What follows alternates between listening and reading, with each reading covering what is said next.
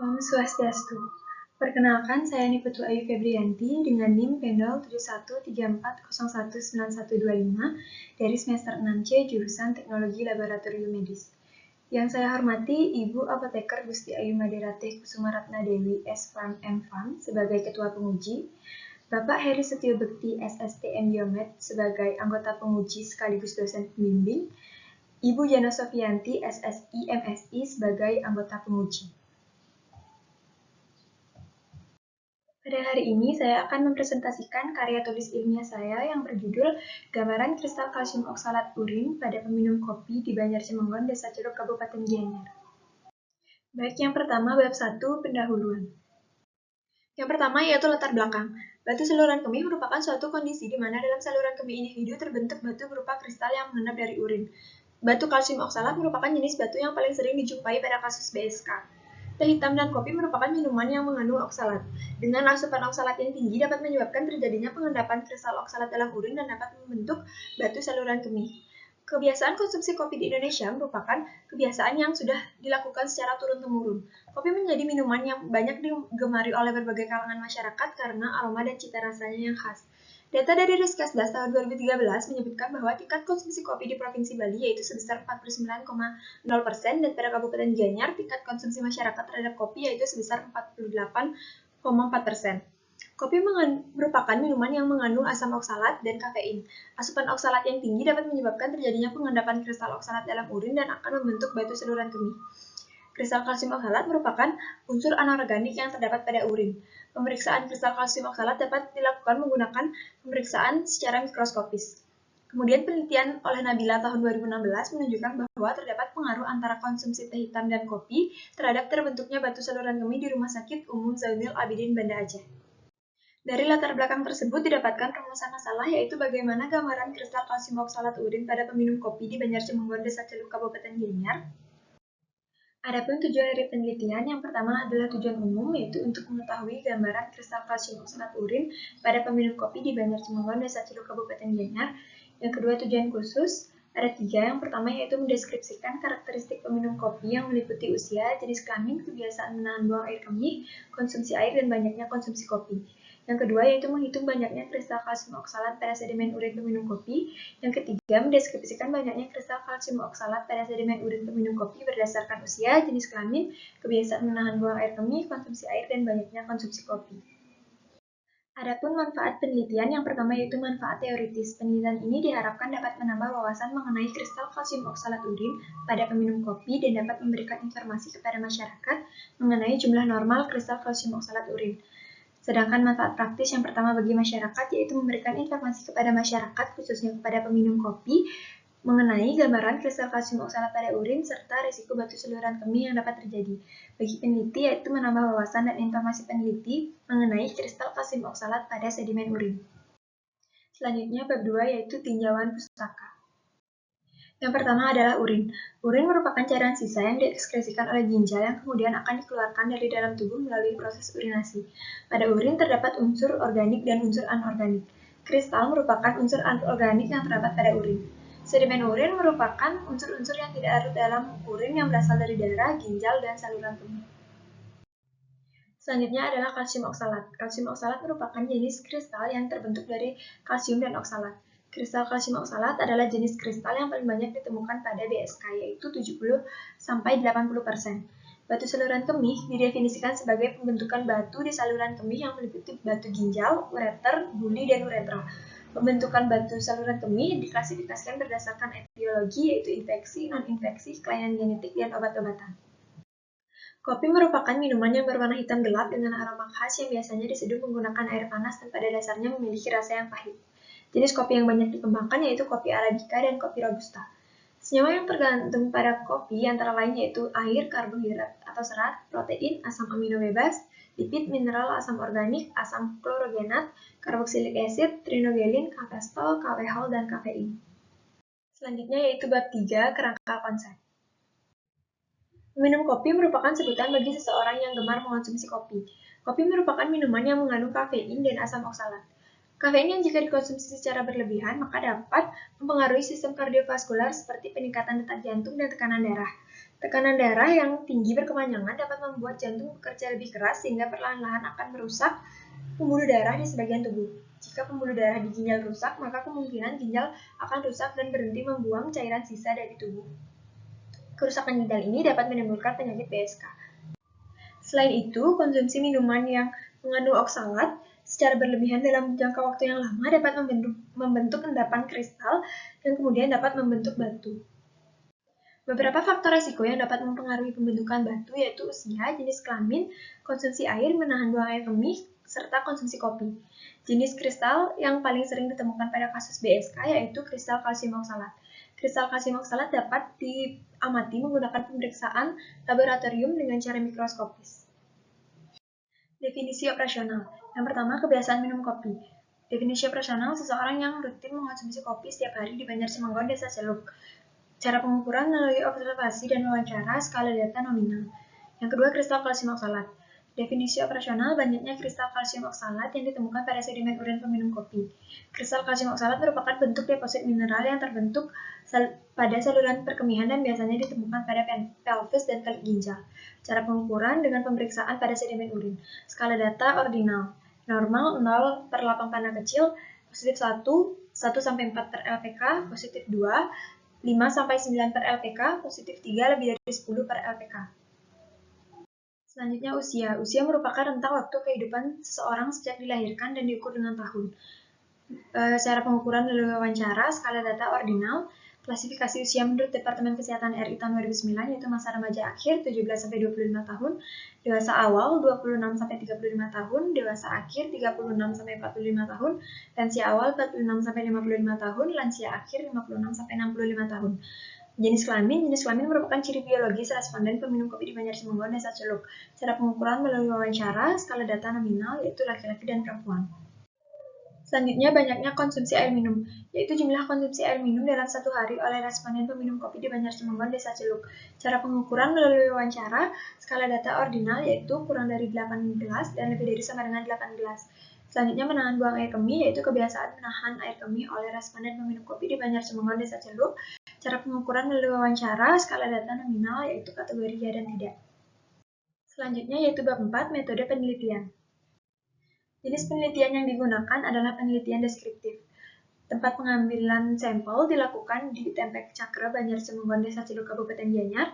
Kemudian tahap pemeriksaan sampel dilakukan di Laboratorium Kimia Klinik jurusan Teknologi Laboratorium Medis Poltekkes, Menkes, Denpasar. Waktu penelitian dilakukan pada bulan Februari sampai bulan Mei 2022. Alur penelitian yaitu sampel yang digunakan berjumlah 27 responden, kemudian karakteristik yang diperiksa yaitu usia, jenis kelamin, kebiasaan menahan buang air kemih, konsumsi air, dan banyaknya konsumsi kopi. Kemudian pemeriksaan pada sampel sedimen urin peminum kopi yang diperiksa adalah kristal kalsium oksalat menggunakan metode mikroskopis, kemudian pencatatan pada hasil pemeriksaan. Selanjutnya, populasi dan sampel. Populasi yaitu peminum kopi yang berjumlah 274 orang di Tempek Cakra, Banjarsemanggon, Desa Celuk, Kabupaten Gianyar. Sampel berjumlah 27 orang diambil dari 10% dari populasi. Kriteria inklusi yaitu bersedia menjadi sampel penelitian, mengonsumsi kopi lebih dari sama dengan 1 tahun, berusia 17-65 tahun. Kemudian teknik sampling yang digunakan adalah purposive sampling. Jenis dan teknik pengumpulan data. Jenis data yang pertama, data primer, adalah data yang dikumpulkan sendiri oleh peneliti seperti identitas responden dan hasil pemeriksaan kristal kalsium oksalat urin. Data sekunder yaitu data pendukung yang meliputi referensi yang digunakan dalam penelitian. Sedangkan teknik pengumpulan data menggunakan wawancara dan pemeriksaan laboratorium. Selanjutnya, pemeriksaan kristal kalsium oksalat urin. Terdapat 3 tahap pemeriksaan yaitu pre-analitik, analitik, dan pasca-analitik. Tahap pra-analitik diawali oleh wawancara responden dan menandatangani informed consent. Kemudian, pemberian pot urin kepada responden dan responden diminta untuk menampung urin. Selanjutnya, simpan sampel pada cool box dan dibawa ke laboratorium untuk pemeriksaan. Kemudian, mempersiapkan alat dan bahan untuk pemeriksaan. Selanjutnya yaitu tahap analitik dan pasca-analitik. Sampel disentrifuge kemudian diambil bagian sedimen urin untuk dibuat preparat.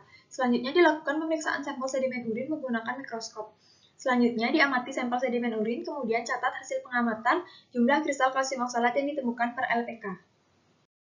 Selanjutnya yaitu teknik pengolahan data. Data primer dan data sekunder yang didapatkan dari hasil penelitian kemudian dicatat, dikumpulkan, dikelompokkan, diolah, dan disajikan dalam bentuk tabel dan diberi narasi. Analisis data yang dihasilkan kemudian dibahas dengan cara membandingkan hasil yang diperoleh dengan teori yang ada mengenai pemeriksaan kristal kalsium oksalat pada sedimen urin peminum kopi. Selanjutnya, adapun etika penelitian. Yang pertama, menghormati harkat dan martabat manusia. Yang kedua, menghormati privasi dan kerahasiaan subjek penelitian. Yang ketiga, keadilan dan keterbukaan. Yang keempat, mempertimbangkan manfaat dan kerugian yang ditimbulkan. Selanjutnya, bab 5, hasil dan pembahasan. Gambaran lokasi penelitian. Kabupaten Gianyar merupakan satu dari 9 kabupaten kota yang berada di Provinsi Bali. Kabupaten Gianyar meliputi wilayah daratan dengan luas 368 km persegi yang terdiri dari 7 kecamatan. Salah satunya yaitu Kecamatan Sukawati. Kecamatan Sukawati dibagi menjadi 12 desa. Salah satunya yaitu Desa Celuk yang terletak di barat daya Kabupaten Gianyar dengan luas 2,88 km persegi yang terdiri dari 3 desa adat, yaitu Desa Adat Cemenggon, Desa Adat Tangsup, dan Desa Adat Celuk. Kemudian penelitian ini tepatnya dilaksanakan pada Banjar Cemenggon, Desa Celuk. Selanjutnya, karakteristik peminum kopi. Yang pertama, usia. Usia terbanyak responden peminum kopi yaitu pada kelompok usia lansia awal yaitu 46-55 tahun yaitu 15 orang. Jenis kelamin yang terbanyak yaitu jenis kelamin laki-laki yaitu sebanyak 14 orang. Selanjutnya, kebiasaan menahan buang air kemih yang terbanyak yaitu yang tidak pernah menahan buang air kemih yaitu pada 18 orang. Kebiasaan mengonsumsi air minum yang paling banyak yaitu kurang dari 8 gelas per hari yaitu 17 orang. Selanjutnya, kebiasaan mengonsumsi kopi yang terbanyak adalah 1-2 cangkir per hari yaitu pada 19 orang. Selanjutnya adalah hasil pemeriksaan kristal kalsium oksalat. Yang pertama, pada karakteristik usia, berdasarkan penelitian diperoleh hasil kristal kalsium oksalat abnormal terbanyak pada rentang usia 46-55 tahun. Usia merupakan salah satu faktor intrinsik yang dapat menyebabkan terjadinya batu saluran kemih. Hasil penelitian ini tidak jauh berbeda dengan teori dari Ikatan Ahli Urologi Indonesia tahun 2018 yang menjelaskan bahwa puncak kejadian terkena batu saluran kemih yaitu pada usia 40-50 tahun. Selanjutnya, jenis kelamin. Keberadaan kristal kalsium oksalat berdasarkan jenis kelamin lebih banyak terdapat pada responden laki-laki. Hal ini disebabkan oleh faktor hormon, di mana hormon testosteron yang dimiliki oleh laki-laki dapat meningkatkan produksi oksalat endogen di hati, sedangkan pada perempuan memiliki hormon estrogen yang mampu mencegah pertumbuhan garam kalsium. Menurut Silalahi tahun 2020, kelompok laki-laki berpeluang untuk menderita batu saluran kemih sebesar 27 kali dibandingkan dengan kelompok perempuan.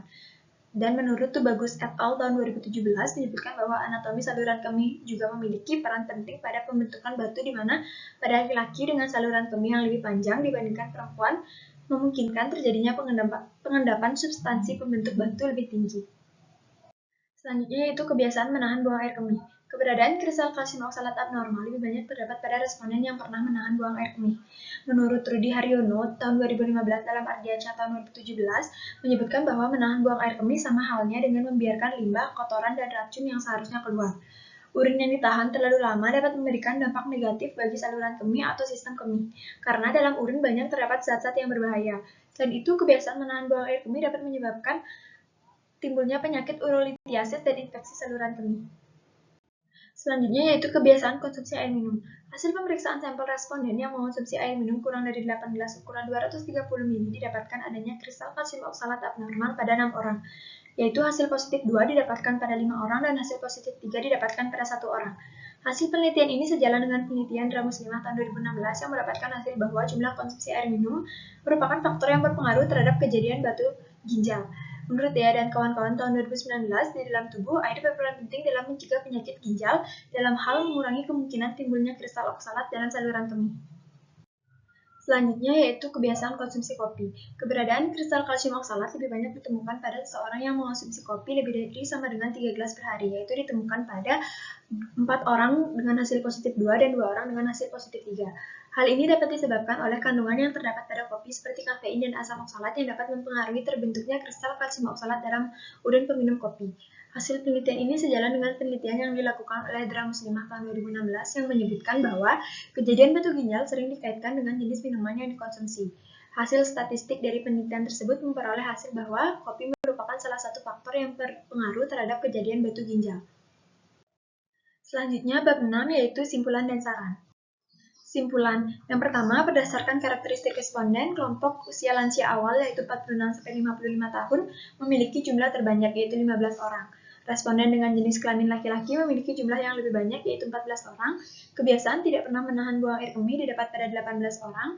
Kebiasaan konsumsi air minum kurang dari 8 gelas didapat pada 17 orang. Kebiasaan mengkonsumsi kopi 1-2 cangkir per hari didapat pada 19 orang.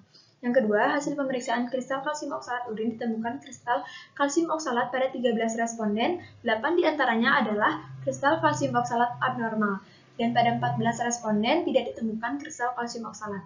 Yang ketiga, responden dengan hasil kristal kalsium oksalat positif 2 dan positif 3 sebagian besar ditemukan pada kelompok usia lansia awal, yaitu 46-55 tahun, berjenis kelamin laki-laki, pernah menahan buang air kemih, mengonsumsi air minum kurang dari 8 gelas, serta mengonsumsi kopi 3 gelas per hari.